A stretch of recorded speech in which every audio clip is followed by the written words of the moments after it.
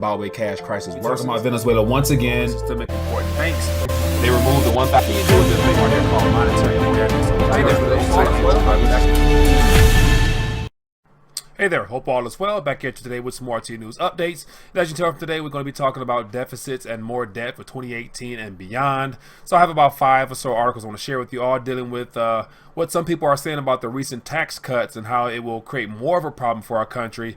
And then you know it's really bad when you have a federal board member coming out saying that the tax plans might help temporarily, but yet the long-term side effects will be very unsustainable for our country. So as always, before I dive into those, I want to encourage you to click the subscribe button for more RT News updates as well as interviews. And if you're new to RTD, I want to encourage you to visit the RTD University page, where I put together all my prior interviews dealing with monetary matters such as this when it comes to debt and how unsustainable it is, as well as the importance of every person beginning to really rethink what they consider to be practical financial matters and the importance of holding precious metals, things that are kind of outside of our current monetary perspective. So without further ado, let's dive into today's articles. So here's the very first article here from projectsyndicate.org, and it's Making America's Deficits Great Again. Next one here is from the Washington Post. It says, we're embarking on an annual fiscal experiment, high deficit spending at low unemployment. Next one here is from CNBC. Fed's Dudley warns that tax cuts put economy on a unsustainable path. Next one here is from Bloomberg, and it says, Treasury asks Congress to raise debt limit by February 28th, sources say. And the very last one here says Fitch reiterates U.S. downgrade warning. And so as always, before I actually get into these, I want to encourage you to take some time and read for some of these for yourself so that you can get a better understanding of what's going on in these articles here. What I want to do is just basically cover the surface, skim the top of it, give you something to think about, and at the very end kind of tie it all together and give you my perspective on this matter. So let's dive into the very first one. So here we have projectsyndicate.org, and it's talking about making America's deficit great again. And so this article here is actually from a Harvard professor, Jeffrey Frankel. So here he kind of lays out why he believes that making America's deficit great again kind of resembles what happened already in regards to the Reagan era tax cuts, and how he considers it to be something that will only lead to a greater deficit. So he goes into greater depth as to why that is. But just to give you an idea what he's talking about here, says the new tax legislation pushed through by Donald Trump and congressional Republicans is virtually certain to raise the budget deficit and in turn the current account deficit. Says whatever the resemblance to the Reagan era tax cuts of 1981 and 83, he said, is not mourning in America. And then just to give you an idea what he's talking about here, says simply put, the Republicans' tax plan, which emphasizes big cuts, especially for corporations and the highest income earners, is virtually certain to widen the budget deficit and in turn increase the current account deficit. It says there are different ways to measure the balance of payments, each appropriate for different purposes. Then he goes on to list what those are. And then he says here, it says most of the corporate windfall that Trump tax cut will deliver will be passed through to shareholders in the form of dividends and share buybacks and given to managers as higher pay. It says the recipients will spend some of the additional income on foreign goods, boosting imports and worsening the trade balance. And so at the end of the day here, he talks about how the deficit spending will only in the short term kind of boost the economy a little bit, but in the end, it won't help much at all, especially the Main Street. It's going to be more so geared towards those on Wall Street. Next one here says we're embarking on an unusual fiscal experiment. It says high deficit spending at low unemployment. So here the author, Mr. Jared Bryanston, a former chief economist, kind of paints a picture as to how in the past, then he gives you a graph as well, but how in the past, whenever there was a ramp up of spending on the part of our government, it usually had to do with the fact that there was some type of economic problem that they had to address, in the form of unemployment usually. And so deficit spending was used to counteract high unemployment. Whereas he's saying the problem we have now is the fact that we are reportedly at about 4% unemployment, which is abnormally low. And they're talking about increasing the spending, which will lead to deficit spending. So he's saying how this right here will be kind of counterproductive in the long run, because if the deficit spending increases while employment continues to go down, it will basically bring some problems to our economy in the long term as well. So he actually paints a pretty good picture as to why that is. So if you're interested in finding out more about that, feel free to do so, as well as take a look at this graph.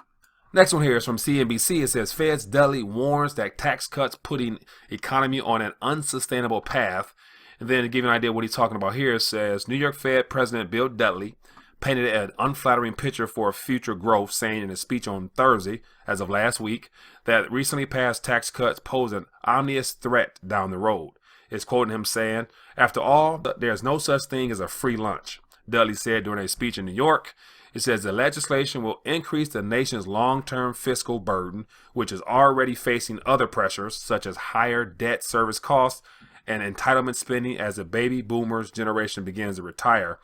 Then he goes on to say here, in the long run, ignoring the budget math risks driving up long-term interest rates, crowding out private sector investment, and diminishing the country's credit worthiness. So as I'll point out later on, one of the questions is the AAA rating that the United States government has, and the idea that they're borrowing debt and servicing their own debt and printing money to pay that debt back, which is nonsense. Says Dudley said, it says these dynamics could counteract any favorable direct effects the tax package might have on the capital spending and potential output. Hey there, just want to take a quick minute to interrupt this video to remind you to visit the rethinkingthedollar.com website, where you get a chance to see all of my postings as well as educational resources, and as well as visit the RTD store where I have some free material for you as well as some t-shirts.